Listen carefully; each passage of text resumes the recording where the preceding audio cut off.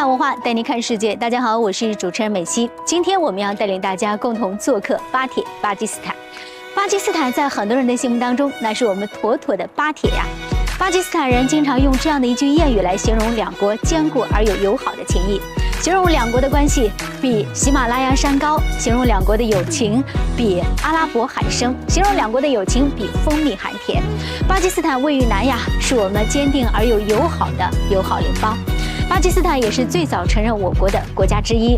巴基斯坦是一个充满着古老而又神秘的伊斯兰文化的国度。今天跟着我们的镜头，让我们一起去做客。Hello, Ms. Leah. Welcome to Pakistan Embassy. Thank you. Thank you so much for coming. Very happy to have you here. Thank you. My big pleasure. So can you take me have a visit? Yeah, let me start from here.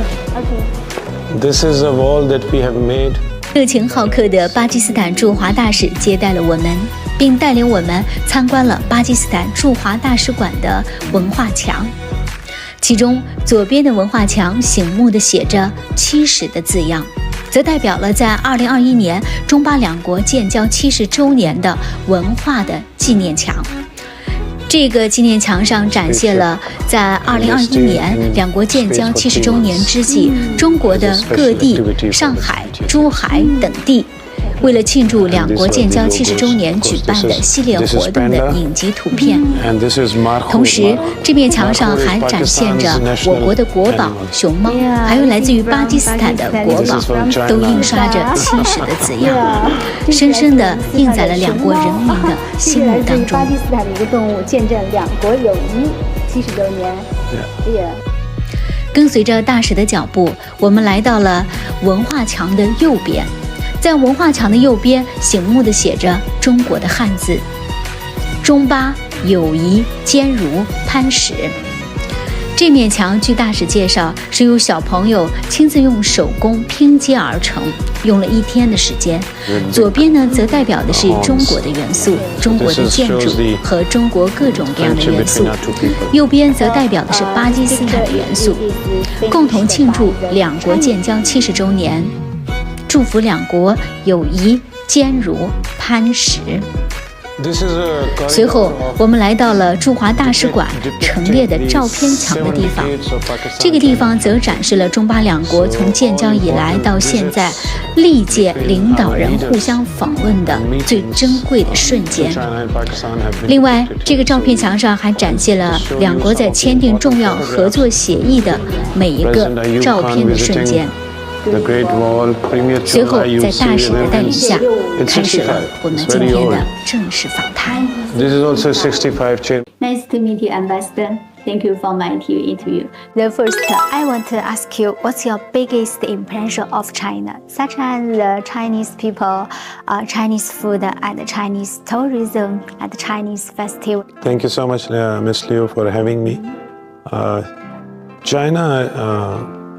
It's a very special country for Pakistan and the people of Pakistan. And China has a very rich, long history. It's a very diverse culture and beautiful landscapes.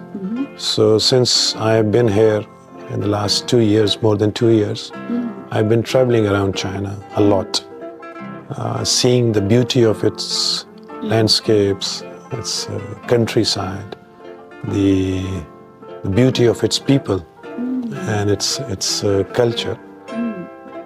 You talk about cuisine. You have such a diverse cuisine in China. Every region has its own distinct flavor, distinct tradition. Just this afternoon, I had a lunch with China's ambassador to Pakistan, Ambassador Nongrong, and we had lunch of Cantonese cuisine of China. And so it's a very important, of course, cuisine in China. So I love Chinese food. Chinese music is very special. And China and Pakistan, singers and artists have sung together songs in Pakistanis language, Urdu and Chinese together, songs of friendship. China's a very important part is its culture, which, as I said earlier, is very diverse.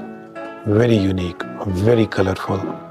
And in whichever city you go or province, you will find very much focus on the cultural heritage, whether it is physical cultural relics and sites or intangible culture. China is one of the leaders in the world in terms of preservation and conservation of culture in China. And we are really enjoying that during my stay here, looking at Chinese traditions and customs and its very diverse culture. Do you think is there any experience in Chinese development model worth learning for your country? Yes, of course, you know, China's development model is very unique. It is, since I've come here, I've been learning about it to see how in the very short period, China has become the second largest economy in the world. So it's very important to learn that it is the unique feature is it is people-centric development model. Two examples which I'll give you is one is that in the last few decades, China has lifted more than 800 million people out of poverty. It's something very unique. It's a modern times miracle, which has been based on a whole of government and whole of society approach. Everyone worked together for this cause, for the people of China, especially the Chinese government and the Chinese Communist Party. So it's a people-centric approach to China's development model. Second example is during the COVID-19 pandemic. It was, as in China they say, people's battle against COVID. And it showed that through unity, through discipline, and through hard work, and through a very efficient system, China was able to control pandemic in its country. And that, I think, is a very good example for all of us to see, to learn, and emulate. How do you evaluate the current development speed of China? It's mind-boggling. Mind-boggling. The scale and the magnitude of development in China is simply amazing. I mean, never in the history of mankind a country in such a short period has developed with such fast pace as China has done. Wherever you go, you are impressed by the scale and the quality of development. In the last 10 years or so, China has doubled its GDP. I think in 2010, China's GDP was around 40 trillion RMB. And today it is close to 100 trillion RMB, more than double.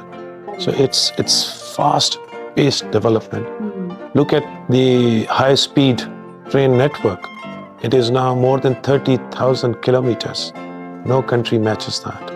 Not even developed countries in the West can match this development of China in the high-speed railway network. The thousands and thousands of kilometers of roads have been built, bridges have been built, tunnels from difficult mountains have been built in China. So infrastructure in China is high class, high quality. So it's the speed with which the Chinese work is amazing. It's amazing. So you can think the most important thing which need to be told is that many people in China have seen this development and prosperity in their lifetime. So it's I think a pride for the people of China. You are young, but many of people I have met who are in their 40s and 50s, they remember times when they had very difficult economic conditions in the country. But today they see this prosperity everywhere. People have been lifted out of poverty, they have jobs, they can enjoy the niceties of the life. So they have seen this development in their lifetime. So what a fortune, how fortunate these people are to live in a country where the government and the party thinks about them in their development agenda and philosophy. How do you view the importance of China in world economic development? World economic development. Yes, China is a major economic power. It's the second largest economic power, and soon to become the number one economic power in the world. It is the largest trading partner of over 120 countries. It is the Belt and Road Initiative of President Xi Jinping. There are more than 130 countries which are partner countries of BRI. And the China's is very interlinked with global economies in terms of supply chain, industrial chain. It is a hub of economic activity, industrial output, producing so many things which are being supplied to all over the world. So in terms of that, I think China's role in global economic stability is extremely important. So we, as a very good friend of China, Pakistan has also a very important economic partnership with China. We are the largest trading partner, a very close investment partner and development partner. And like us, there are many other in the regions and beyond which are benefiting from China's global economic footprint and reach out in terms of helping people, a country, especially developing countries and poor countries, in upgrading their economies, their infrastructure as part of BRI or bilateral engagement. So China is a very important global player as far as global economy is concerned. Thank you. Pakistan is very important and a special country for China. So today, what do you mostly recommend about the Pakistan's products to Chinese people? As you already mentioned earlier, that Pakistan and China are good friends, very special friends, iron brothers, and strategic partners. So China, in Pakistan, there's a lot of love for our Chinese brothers and sisters. We have always stood by each other, whether it's good times or bad times. We have shared our weal and woe. It's a relationship which is time-tested and timeless. In Pakistan, we take pride in our friendship with China. It is a cornerstone of our foreign policy, and it enjoys broad political support in Pakistan. So no matter which government is in Pakistan, the relationship with China remains constant. Pakistan is a beautiful country. It's a country of 220 million people. It's the fifth largest country in the world in terms of population, and very diverse country like China. Of course, China is very big. Pakistan is also very diverse in terms of its history, very rich history. We have been a cradle of civilization, Indus Valley civilization, Gandhara civilization, which are centuries old civilization. And then we have a very diverse landscape. We have the highest mountains in the world, beautiful mountainous region, green valleys, lakes, historical monuments, which I think would be of great attraction to Chinese people. And we have a very large coastal area, beaches also, golden beaches which are untouched. And people of Pakistan are very hospitable. So when it comes to China and Chinese people, they will always be welcomed in Pakistan. So we are very focusing on promoting these cultural ties between our two people. We are focusing on tourism cooperation. Next year, China and Pakistan are celebrating 2023 as Year of Tourism Exchanges. So there will be a series of activities. So we invite people from China to visit Pakistan in this year, and we hope that people of Pakistan can come to China, also visit this beautiful country and have more exchanges and better understanding between our two people. Pakistan is very important for China. So Pakistan's market is very important. So can you talk about the Pakistan's current investment advantages? Yeah, thank you so much, Ms. Liu, for this question. As I mentioned to you that China and Pakistan are very strong investment partners also. So, and there are hundreds and hundreds of Chinese companies already working in Pakistan. But we are always want more Chinese companies and businessmen to come to Pakistan, which is very, I think, attractive as far as foreign investments are concerned. Why? Number one, as I mentioned, it's the 5th largest country in the world, 220 million people, so a very large market. Secondly, our geographical location is very ideal.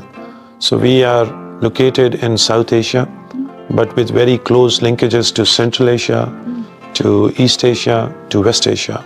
And and as part of the China-Pakistan Economic Corridor, with the infrastructure that we have put in place, so the regional connectivity has improved a lot. So that is the very important advantage for any investor. Thirdly, that the people of Pakistan, they are very skilled workers. It's a large workforce, very young workforce, and very cheap labor. As compared to what you have in China, the labor in Pakistan and skilled workforce is very economical. So that's a very big advantage for any foreign investor. Fourthly, the policies of the government are focused on foreign direct investments, on facilitating the investors from abroad, especially from China.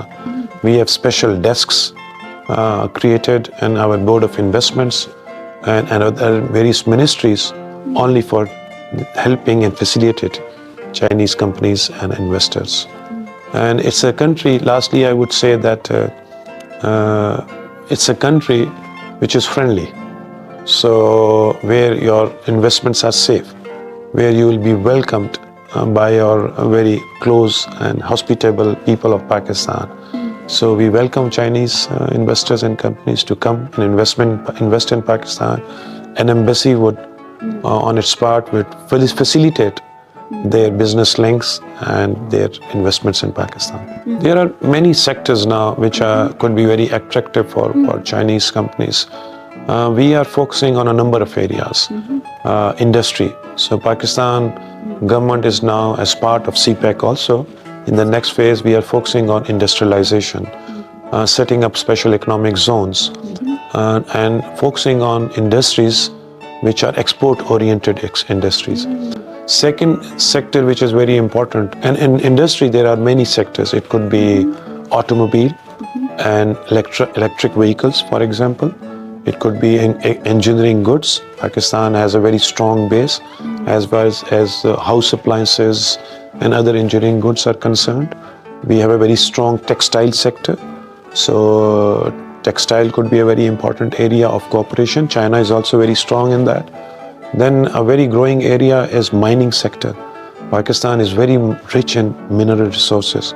So we would like Chinese companies, big Chinese companies, there are a few which are working already in Pakistan, but we invite more in to come in Pakistan. Another important sector is agriculture. So Pakistan is basically had been a very strong agriculture country. We have been the food basket of the entire region. And today also, in terms of production of many crops, Pakistan is in the top 10 in the world. Our livestock, dairy sector is very, very strong sector.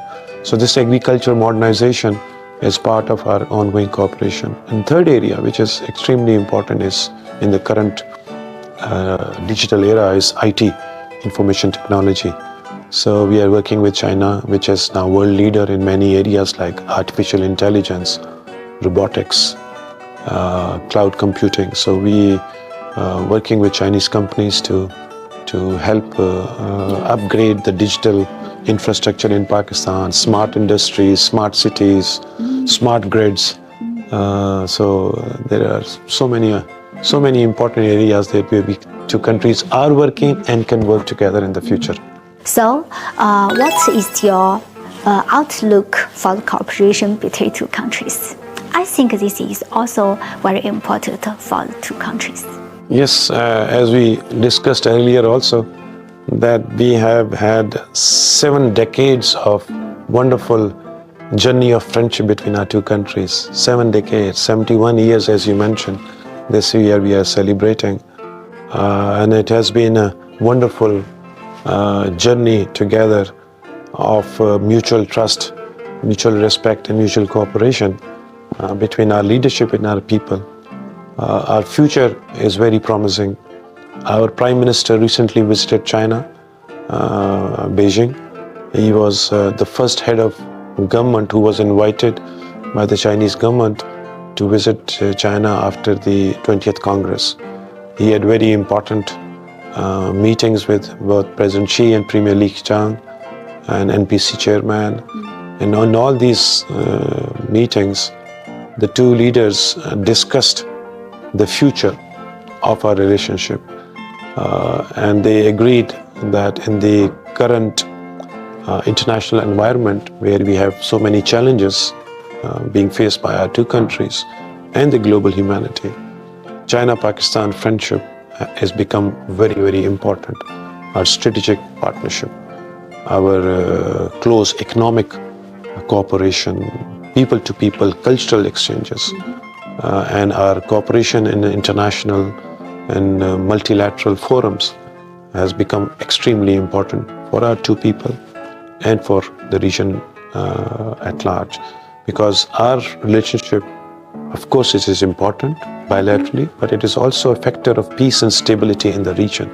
So we have agreed to chart a roadmap to further strengthen this cooperation in diverse areas, as we mentioned earlier, and to see that we can take this friendship to a new height, to a new pedestal of our strategic cooperation. So its future is very bright and very promising.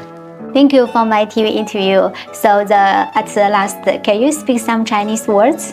让我们一起为中国点赞，为中巴友谊点赞，为中国点赞。为中国点赞，保重友谊万岁！中巴友谊万岁！